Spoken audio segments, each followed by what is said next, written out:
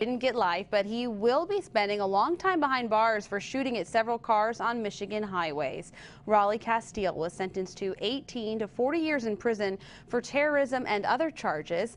Anthony Sabella was in the courtroom as the sentence was read and tells us why victims and law enforcement want to see Casteel behind bars for as long as possible.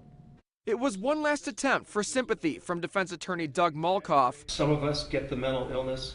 Some of us don't. But in the end, Raulie Casteel is doing time for his crimes, namely terrorism. It is the sentence of the court on count one that Mr. Casteel be committed to the Department of Corrections to serve a term of 16 to 40 years. Casteel emotionless during his sentencing, unlike his victims who had one last opportunity to speak to him beforehand. Mr. Casteel, what you are is a criminal. I need you to know that I forgive you. Add in assault and weapons charges, and Casteel faces 18 to 40 years behind bars for shooting at 23 vehicles along I-96, M52, and a handful of other streets.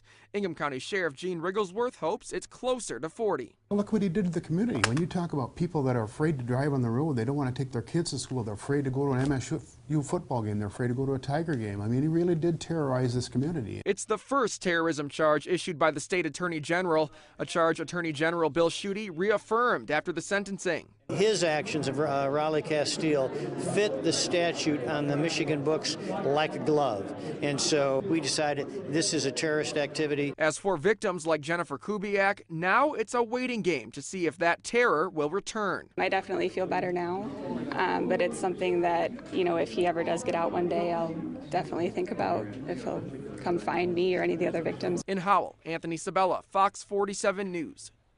It's estimated that law enforcement agencies involved in this case spent between $750,000 to $1 million on this investigation.